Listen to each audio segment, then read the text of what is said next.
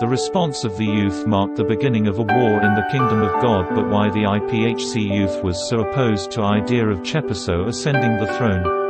Tshepiso and his mother attempted to stop the Comforter taking a second wife, our mother Mme Mamahau.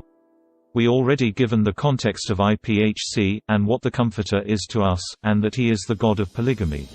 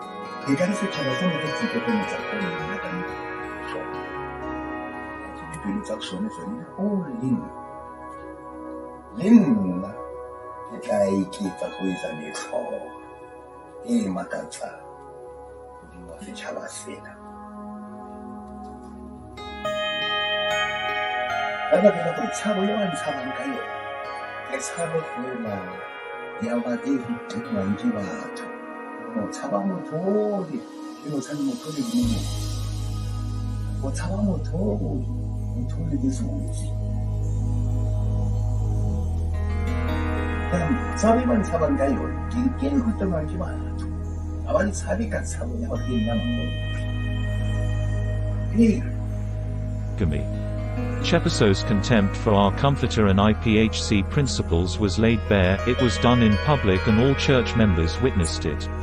It was a clear indication that Tshepiso didn't share the same belief as the children of God. Him and his mother were first exposed unbelievers.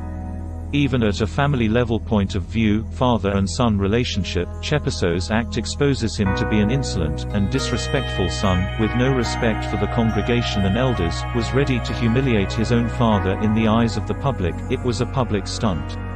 At a spiritual level, this was reminiscent of abhorrent behavior displayed by a once favorite angel Satan to his father, a son opposing his father. Tshepiso thought he could make a better judgment than our Comforter could. Indeed, that is tantamount to heresy in the spiritual realm. It is beyond imagination what Tshepiso was capable of behind closed doors, if it could pull such stunt in public. Tshepiso and his mother hated Mme Mamahau so much it was as if she imposed herself to the family, and yet she was brought to the family by our Comforter himself. Even Leonard himself publicly insulted her and uttered a lot lies without any proof and never apologized. All the three IPHC factions today hate her to the highest degree. The reason, she refused to be party to their deception and stood for the truth. Our Comforter announced in church how disrespectful Tshepiso was of him. Some angry congregants went to look for him, wanted give a good beating, but our loving Comforter still stopped them. This was different occasion than Tshepiso's failed attempt to stop our Comforter's wedding. One would imagine that this bad behavior was secret and only known to few members, given that he currently have quite a large number of supporters. On the contrary, it is a public knowledge and undeniable fact. It is now a case of partisan politics where truth and justice are secondary. A priority is success of the faction campaign by all means. The supporters intentionally choose to disregard this known appalling and awful conduct, and hold on to the surnames, bloodline, innocent videos and photos taken with our Comforter and exaggerating firstborn scriptures, as if Moses, Samuel, priest Eli didn't have firstborn sons whose behaviors was as just antichrist as Tshepiso's. Tshepiso was already handling himself as a small king, walking around with young boys holding an umbrella for him. Our father even had to remind him, there is no difference between the child of the king and servant as long as he's still under the care of his parents. Tshepiso was also alleged to be gay, which is abomination in IPHC. It was for these reasons the youth believed there was no way our church accounts at the banks. Tshepiso claims to be the victim of jealousy, but he didn't respect his father in flesh. It is not an opinion nor judgment, but a fact. Church elders continue with the mission to ordain Tshepiso despite youth resistance. Tshepiso had the backing of the church council and exco that was serving under the Comforter. He was also using Mashley attorneys, the very same legal team that represented the Comforter. This is also an indication of betrayal by the lawyers of the Comforter. As time passes by, the resistance escalated, and now the entire congregation joins the youth, including the majority of the priests. Realizing the masses' resistance of Tshepiso, the priests approached Tshepiso's younger brother, Leonard Modise, to step in and take over. Leonard was very honest with the priest on their first encounter and told him the Comforter had said nothing to him about the throne, but nonetheless, he appreciates love shown by the children of Comforter towards him. However, the priests insisted that they would guide him through because he was their last hope, since it was obvious that the congregation will never accept his brother Tshepiso. Leonard was still skeptical about it, and he asked the priests to give him time to think about it. We must take note of Leonard's response to the priest's request, that the Comforter never said anything to him about the throne, ruling him and Tshepiso automatically out of the throne. Tshepiso attempts to evict the Comforter's second wife, Mamahao. Tshepiso heard about the priest approaching Leonard, and then the family had a meeting with Leonard to tell him to reject the proposal and support him instead. Subsequently, Leonard obliged, and he told the priests he is not taking their proposal and he is supporting the family. Because of Tshepiso and his mother's hatred toward Mme Mamahao, they thought Mme Mamahao was responsible for the youth uprising.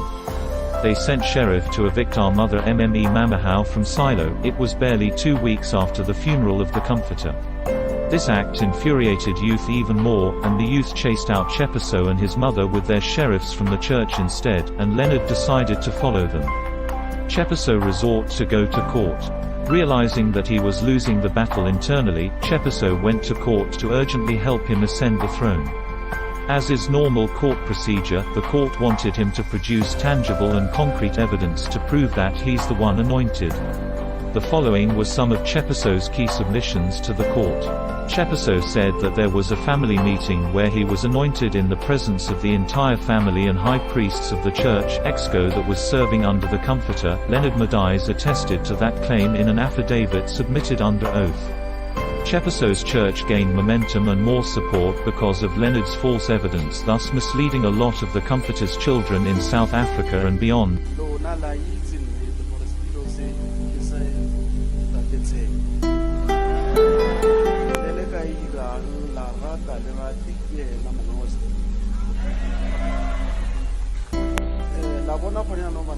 My brother changed.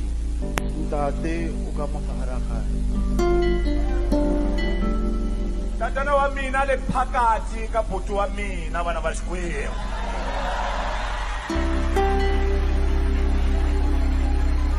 Church rejected Tshepiso's claims on the basis that there was nothing tangible or concrete to support his claims. Everything he said was based on verbal evidence. Since this was an urgent application to install Tshepiso on the throne without sufficient proof, the preceding judge over the IPHC leadership case stated that a temporary EXCO comprising of members from both sides, Tshepiso's priests and IPHC priest, be formed. It was made up of 4 representatives from each side. It was later recommended by the courts that IPHC organize a general meeting of all elders, priests, including those from Tshepiso's side, to elect the council and EXCO in a democratic manner, and this council will represent IPHC. In that meeting, the elders were to express their position on Tshepiso. Knowing that he had few priests, Tshepiso and his priests did not show up on that general meeting, but IPHC priests showed up in numbers, and the council and EXCO were elected according to the way it was instructed by the court. Due to the legal battles, the church accounts were frozen.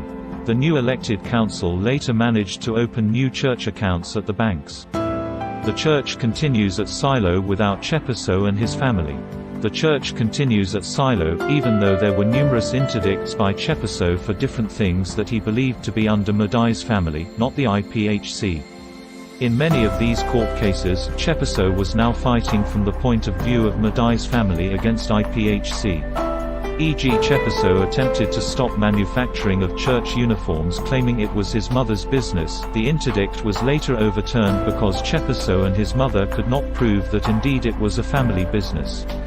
In many instances, in an attempt to impose himself as the comforter of the children of God, Tshepiso would use violence to capture the IPHC branches and would attack the comforter's farm workers using bouncers supported by his younger brother Leonard.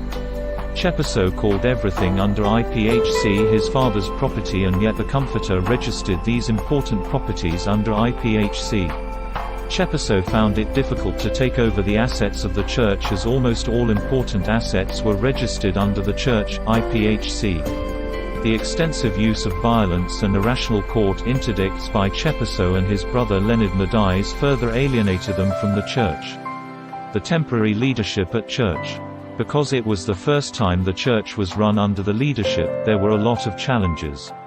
There was a lot of misappropriation of church funds. Internal battles for leadership positions in the church. Disagreements on how the church should move forward. Because of the challenges that the church was facing,